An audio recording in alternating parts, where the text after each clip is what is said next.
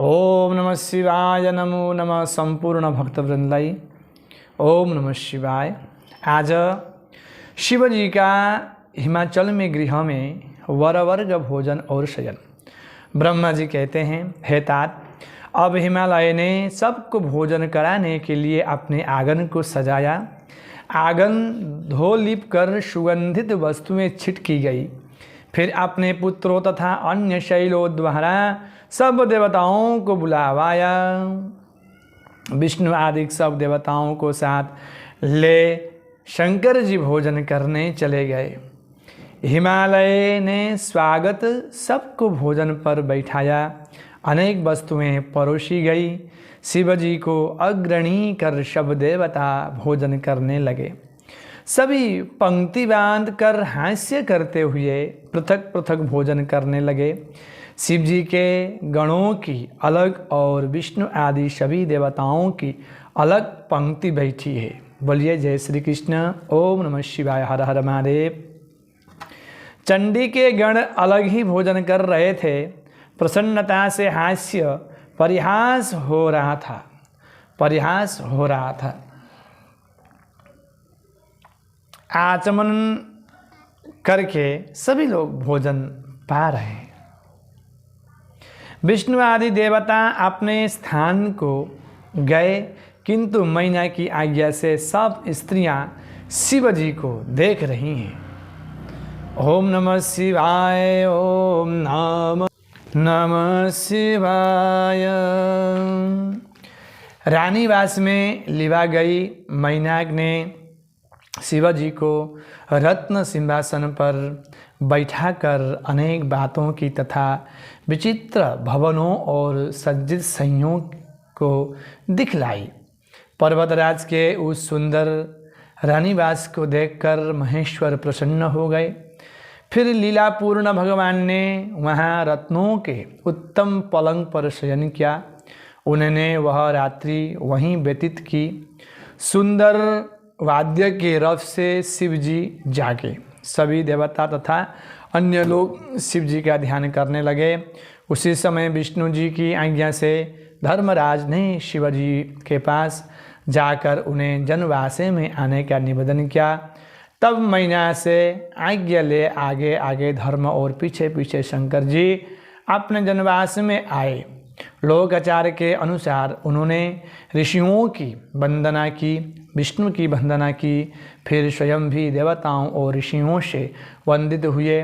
चारों ओर जय जय शब्द होने लगा। बड़ा कोलाहल हुआ। श्री शिव महापुराणे तृतीय पार्वती खंड। बोले शंकर भगवान की जय। हिमाचल के गृह से वर की विदाई। ब्रह्मा जी बोले, अब विष्णु आदि सम देवता और तपोधन मुनि वहाँ से विदा के लिए उद्यत हुए। हिमालय अपने बंधुओं को साथ जनवासे में आया। शिव जी के अनेक प्रार्थना कर कृतज्ञता प्रकट की और निवेदन किया कि कुछ दिन और यहाँ निवास कीजिए। यह सुन विष्णु आदि देवताओं ने गिरी शार्दुल को धन्यवाद दिया और कहा कि तुम्हारे समान त्रिलोकी में पुण्यधारी कोई नहीं है। इस प्रकार परस्पर एक ने दूसरों की प्रशंसा की। जय ध्वनि, वेद ध्वनि और साधुवाद की ध्वनि से आकाश मुखरित हो गया। अप्सराएं नाचने लगी, मागध स्तुति पाठ करने लगे और बहुत सा द्रव्य दान दिया गया। हिमालय ने फिर शंकर जी को आमंत्रण कर वारतियों सहित सबको घर बुलाकर उनके चरण धोए। फिर शिवजी सहित सबको सुंदर स्वादिष्ट भोजन कराया। भोजन करते समय नगर की स्त्रियां सबको देख हंस हंस कर मधुर वाणी से सुंदर गालियाँ देने लगी। पश्चात भोजन कर सब ने आचमन कर प्रसन्नता और तृप्ति पा अपने स्थान को प्रस्थान किया। तीसरे दिन भी सबका सम्मान हुआ। गिरीश ने विधिपूर्वक दान मान सहित सबका आदर किया। चौथे दिन सवदी चतुर्थी कर्म किया और इस अवसर पर भी साधुवाद और जय ध्वनि सहित बड़ा उत्सव हुआ और हिमालय ने बहुत सा दान दिया। पांचवें दिन सबने फिर चलने का प्रस्ताव भेजा। परंतु हिमालय ने आग्रह कर सबको पुनः रोका और कुछ दिन तक शिवजी सहित सब देवता वहीं टिके रहे। पश्चात सप्तर्षियों ने जाकर मैना और हिमालय को बहुत समझाया, शिव तत्व का वर्णन किया तथा शिवजी को विदा करने का अनुरोध किया। तब हिमालय ने स्वीकार कर बड़े आदर से सबको विदा किया। जब शिवजी कैलाश को चले तो मैना उच्च स्वर से रोती हुई शिवजी से बड़ी स्तुति कर उनकी कृपा मांगने लगी। पुनः पुत्री को समीप कर मैना उच्च स्वर से रोने लगी और उन दोनों के आगे गिर पड़ी। तब शंकर जी मैना को समझाया, देवताओं सहित मौन हो वहाँ से चल दिए। पुर के बाहर अपने एक उपवन में हिमालय ने उन्हें ठहराया। पश्चात वहाँ से देवताओं सहित शिवजी विदा हुए। आगे पार्वती का विरहोत्सव ध्यान से सुने। श्री शिव महापुराणे तृतीय पार्वती खंड। ओम सांब सदाशिवार्पणमस्तु। ब्रह्मा जी बोले, इसके अनंतर सप्तर्षियों ने हिमालय से फिर विदा मांगी। हिमालय पार्वती के वियोग से व्याकुल हो गए थे। उन्हें मूर्छा सी आ गई। पश्चात चैतन्य हो तथास्तु कहकर वह संदेश मैना के पास जाकर कहा। हर्ष शोक से युक्त मैना पुत्री की विदाई की सामग्री संग्रह करने लगी। वेद और कुल का सविधि आचार हुआ। मैना ने पार्वती को अनेकों प्रकार के रत्नाभरणों से युक्त किया। वाराहों आभूषण दिया, सारा श्रृंगार किया। मैना के हृदय को जानने वाली एक ब्राह्मण की पतिव्रता स्त्री ने गिरिजा को पतिव्रता धर्म के बारे में सुंदर ढंग से बताया और शिक्षा दी। द्विज पत्नी ने कहा, है पार्वती, मैं तुम्हें कुछ पतिव्रताओं के लिए ऐसे धर्म का उपदेश करती हूँ जिससे उन्हें त्रिलोक का सुख प्राप्त होगा। हे देवी, तुम इसे ध्यानपूर्वक सुनो। वह पतिव्रता स्त्री धन्य और पूज्य है जो अपने स्वामी को परमेश्वर मान उसके सदृश ही उसकी सेवा करती हैं। वहाँ तो सुख भोगती है, वह तो सुख भोगती है और अंत में उसे पतिलोक की भी प्राप्ति होती है। सावित्री, लोपामुद्रा, अरुंधति, सांडिल्या, शतरूपा, अनुसूया, लक्ष्मी, स्वदा, सती, संज्ञा, सुमति, श्रद्धा, मैना और शुभा तथा और भी पतिव्रताएँ हैं जिन्हें मैं यहाँ विस्तृत रूप से नहीं कह सकती, किंतु पतिव्रता प्रभाव से सभी जगत में मान्य और पूज्य है। ब्रह्मा, विष्णु, महेश और देवताओं तथा ऋषियों ने भी इनकी सम्मानित किया है। इस कारण तुम सर्वदा अपने पति शंकर की सेवा करती रहना, क्योंकि यह सत्पुरुषों के गतिदाता और दिनों पर कृपा करने वाले हैं। पतिव्रताओं का यह धर्म श्रुतियों और स्मृतियों में लिखा है। पतिव्रता परायण को उचित है कि जब पति भोजन कर लेवें तब स्वयं भोजन करें। ऐसा करने से स्त्री को सर्वदा आनंद की प्राप्ति होती है। पति के सो जाने पर स्वयं सोवें और पति से पहले ही जागे तथा निश्चल भाव से पति की प्रिया बनी रहे और इनका हित करे। कभी बिना अलंकार के पति के सामने न जावें और पति के परदेश रहने पर तो कभी श्रृंगार ही न करें। पतिव्रता को उचित है कि वह अपने पति का कभी नाम न लेवें और पति के दुर्वचन कहने पर भी स्वयं उन्हें दुर्वचन न कहे। ताड़ना देने पर भी प्रसन्न रहे और मारने पर भी हे स्वामिन ऐसा कह कर कृपा मांगे। जब पति बुलावे तब सारा कार्य छोड़कर उनके पास चली जावें और जो कार्य हो पूछकर प्रसन्नता से उनकी आज्ञा का पालन करें। द्वार पर देर तक न ठहरें, दूसरों के घर न जावें, किसी की बात सुनकर किसी से प्रकाशित न करें। सर्वदा हित कर समय की प्रतीक्षा करें तथा पति की आज्ञा के बिना कभी तीर्थ यात्रा न करें और समाज तथा किसी के उत्सव में जाने की कोई आवश्यकता नहीं। स्त्री का तीर्थ तो उसके पति का चरण है, पति का जूठन उसके लिए महाप्रसाद है। देवताओं, पितरों तथा अतिथियों को बिना भोग लगाए कभी न खाएं और सेवक, गौ, भिक्षुक को भी भोजन देवें। इसी प्रतिक्षण सामग्रियों के संग्रह तथा चतुरता, प्रसन्नता और मितव्ययता का ध्यान रखना चाहिए। पति की आज्ञा के बिना स्त्री व्रत और उपवास अधिक न करें। बोलिए ओम नमः शिवाय, नमो नमः। क्योंकि बिना आज्ञा के कुछ फल नहीं होता, पर परलोक भी बिगड़ता है। पति कैसा ही नपुंसक, रोगी, वृद्ध और दुखी क्यों न हो, स्त्री उसका उल्लंघन न करे। जब वह स्त्री धर्म से रजवती हो तब 3 दिन किसी को मुख न दिखावें और जब तक स्नान से शुद्ध न हो जावें तब तक उसका कोई शब्द भी न सुनने पावें।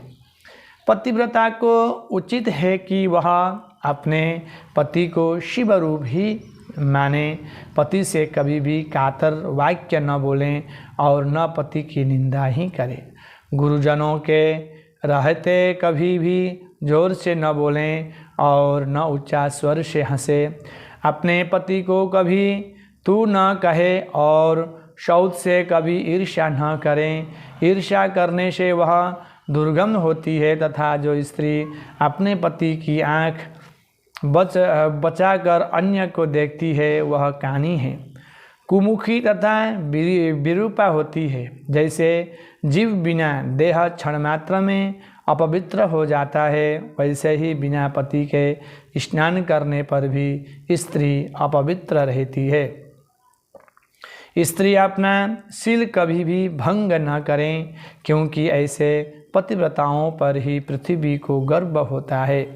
वही स्त्री पापनाशक है जो सर्वदा पवित्र रहती है। गृहस्थी की जड़ स्त्री हैं, सारे सुखों की जड़ स्त्री हैं, क्योंकि धर्म फल की प्राप्ति के लिए संतान वृद्धि में स्त्री ही कारण है। वही सच्चा गृहस्थ है जिसके घर में पतिव्रता स्त्री है। पतिव्रता और गंगा में कोई भेद नहीं है, वे शिव और पार्वती के समान पवित्र हैं। स्त्री के लिए उसका पति ही ओंकार है और वेद तथा श्रुति हैं। पति तप है तो स्त्री क्षमा है, यदि पति फल है तो स्त्री सत्क्रिया हैं। हे पार्वती, ऐसे ही स्त्री पुरुष धन्यवाद के पात्र हैं। इस प्रकार मैंने तुमसे एक प्रकार का पतिव्रताओं का धर्म संक्षेप में कहा, अब उनके भेद को सुनो। पतिव्रता उत्तम आदि भेदों से 4 होता है। श्री कृष्ण गोविंद हरे मुरारे हे नाथ नारायण वासुदेव हर हर महादेव शिव शंभु जय शंभु हर हर महादेव जय शंभु। उत्तम, मध्यम और अधम तथा निकृष्ट। जो स्त्री स्वप्न में भी अपने पति के सिवा दूसरे को नहीं देखती वह उत्तम पतिव्रता है, तथा जो दूसरे को शुद्ध बुद्धि से पिता, भ्राता तथा पुत्र के समान देखती है वह मध्यम पतिव्रता है। और जो अपना धर्म विचार कर व्यभिचार नहीं करती और चरित्रवान है वह निकृष्ट पतिव्रता है। तथा जो अपने कुल के भय से व्यभिचार से बची रहती है वह अति निकृष्ट पतिव्रता है।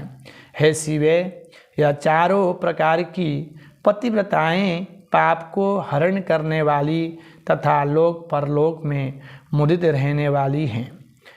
ऐसे जानकर स्त्री नित्य पति की सेवा करें। हे शैलपुत्री, ऐसा करने से तुम्हारे सभी मनोरथ पूर्ण होंगे। हे देवी, मैं तुमसे अधिक क्या कहूँ, क्योंकि तुम तो जगत की माता महेशी हो और साक्षात शिव जी तुम्हारे पति हैं। तुम्हारा तो नाम सुनते ही स्त्रियां पतिव्रता होंगी। हे कल्याणी, जगत के आधार के लिए ही मैंने यह उपदेश तुम्हें दिया है।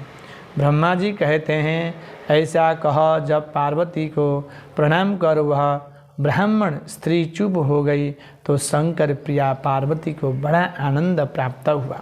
श्री शिव महापुराणे तृतीय खंडे पार्वती देव्य चरणार्पणमस्तु। ओम नमः शिवाय, नमो नमः। ब्रह्मा जी बोले, इस प्रकार उस ब्रह्मणी ने देवी पार्वती को पतिव्रता धर्म की शिक्षा देकर मैना से कहा, अब इनको विदा करो। तब बहुत अच्छा कहकर मैना प्रेम से वशीभूत हो गई।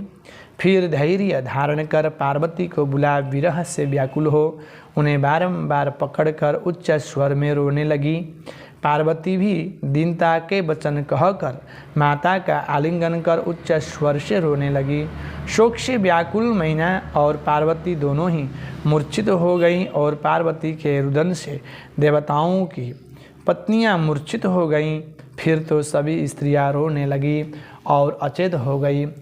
औरों की तो बात ही क्या, विदाई के समय स्वयं योगेश्वर प्रभु भी रोने लगे। बोलिए ओम नमः शिवाय। उसी समय अपने सब पुत्रों और ब्राह्मणों सहित हिमालय वहाँ आए और पार्वती को गोद में लेकर कहा, पार्वती को गोदी में लेकर कहाँ जाती हो, बारंबार ऐसा शब्द कह मुँहों से रोने लगे। तब उनको इसी प्रकार अधीर हो रोते देखकर बहुत से ब्राह्मणों सहित उनके परम ज्ञानी पुरोहित ने आकर कृपा पूर्वक अध्यात्म का उपदेश देना आरंभ किया और बहुत समझाया। पार्वती ने बड़ी भक्ति से माता पिता और गुरु को प्रणाम किया और वह लोकाचार से बारंबार रुदन करने लगी। पार्वती के रुदन को देख उनके माता पिता और भाई बड़े ही व्याकुल हो गए। अन्य स्त्रियां, भ्राता और पिता भी प्रेमबद्ध हो बारंबार रोने लगे। तब ब्राह्मणों ने आकर सबको सादर समझाया और कहा कि अब यात्रा की सुखद लगन टल रही है, देर मत करो। फिर तो हिमालय ने धैर्य धारण कर मैना को समझाया कर पाल की मंगा उस पर पार्वती को चढ़ा दिया तथा पिता माता और ब्राह्मणों ने आशीर्वाद दिए। पार्वती ने माता पिता तथा अन्य द्विजों पुरोहित और उनकी स्त्रियों को नमस्कार कर प्रस्थान किया। प्रेमवश हिमालय बहुत दूर तक साथ चले और वहाँ तक चले गए जहाँ सब देवता ठहरे हुए थे। बोले शिव शंकर भगवान को जय। पश्चात पार्वती सहित शिवजी अपने स्थान में आए और लोकाचार दिखाते हुए उन्होंने अनेक वस्तुओं का पहाड़ सजा विष्णु आदि सब देवताओं को भोजन कराया।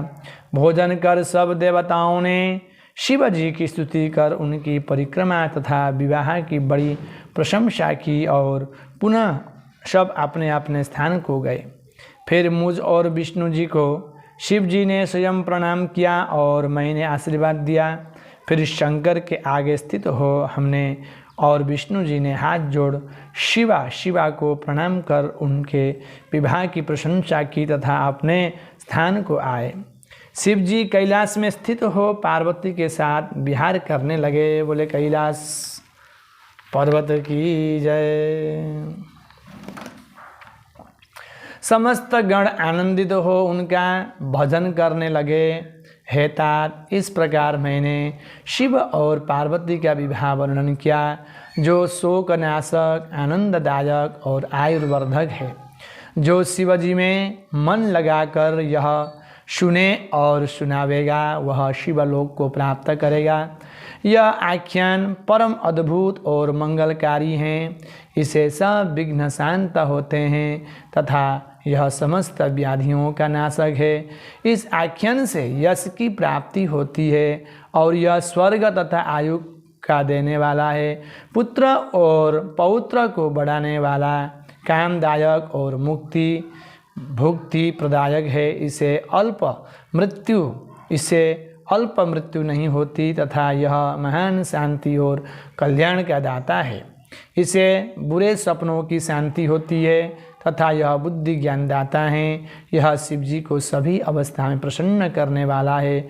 विशेषतः शिव जी के प्रतिष्ठापन के समय तो इसे अवश्य ही पढ़े तथा शिव संबंधी प्रत्येक कर्मों के आरंभ में इसे पढ़े।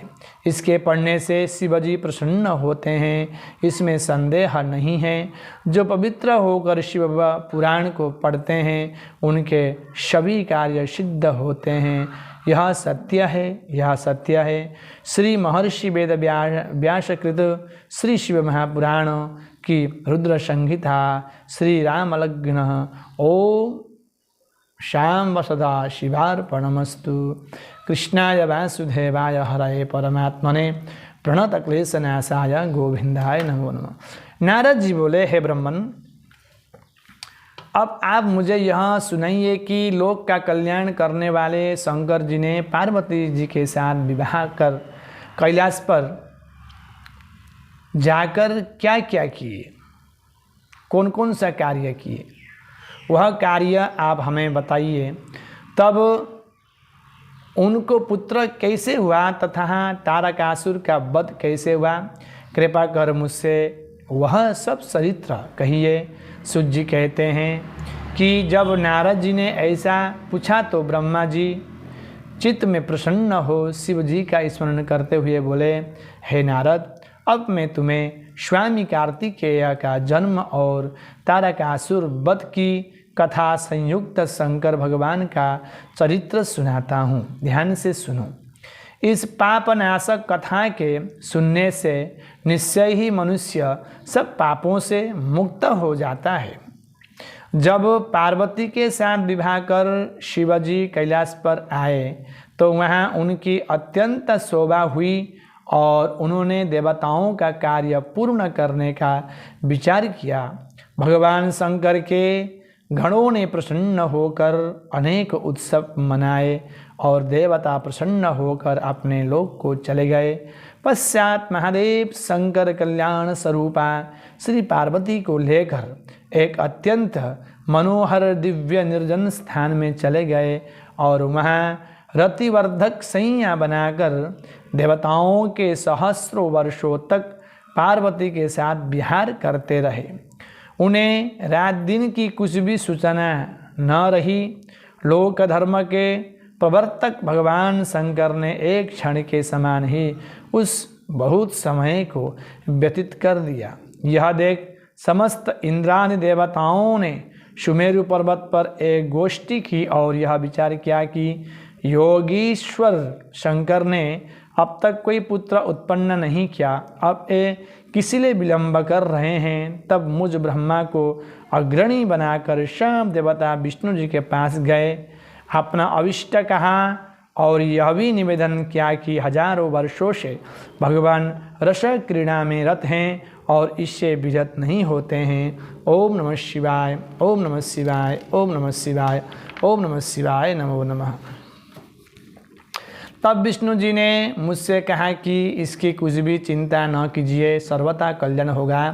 आइए हम सब भगवान शंकर की शरण में चले, क्योंकि जो मनुष्य प्रसन्नता पूर्वक भगवान शंकर की शरण में चले जाते हैं उनको कहीं भी भय नहीं रहता। शिव जी का संभोग कौन भंग कर सकता है।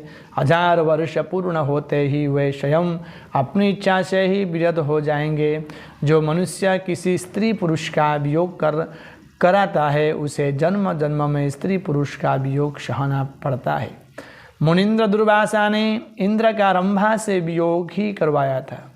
दुर्वासा ने इंद्र का रंभा से वियोग ही तो कराया था, जिसके कारण उन्हें अपनी स्त्री का वियोग सहना पड़ा।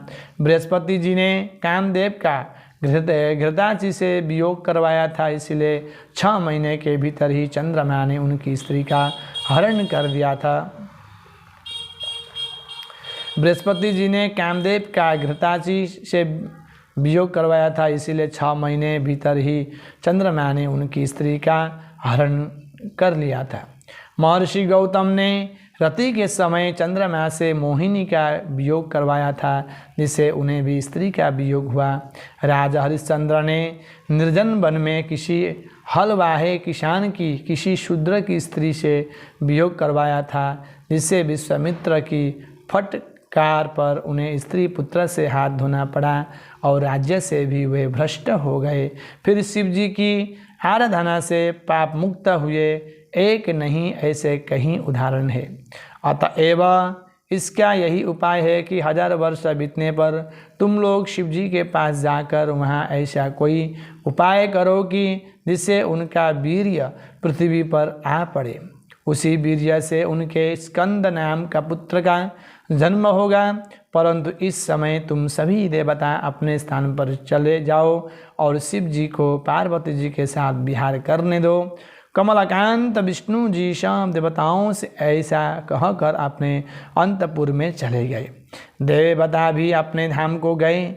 फिर तो उस शक्ति और शक्तिमान के विरह से भाराक्रांत हो पृथ्वी कांप उठी, तीनों लोक में भय व्याप्त हो गया।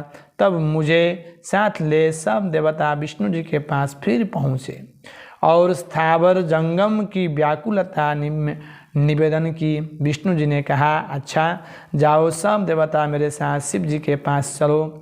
हम लोग कैलाश पर्वत पर पहुँचे, परंतु शिव जी तो वहाँ थे नहीं, केवल उनके गण वहाँ विद्यमान थे। विष्णु जी ने विनम्रतापूर्वक उन गणों से शिव जी का पता पूछा। गणों ने बताया कि लीलाधाम भगवान शंकर हमें यहाँ नियुक्त कर पार्वती जी के मंदिर में गए हैं, परंतु नहीं ज्ञात है कि वे वहाँ क्या कर रहे हैं। तब हम लोग शिव जी के द्वार पर गए। विष्णु जी ने लोग प्रभु शंकर जी की बड़ी स्तुति की। तारकासुर से देवताओं की रक्षा के लिए उनका कष्ट निवेदन किया।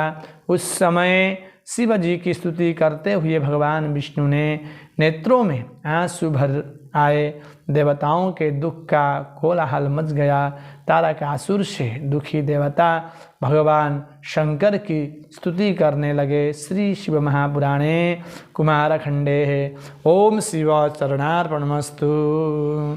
ओम नमः शिवाय, ओम नमः शिवाय, ओम नमः शिवाय, ओम नमः शिवाय।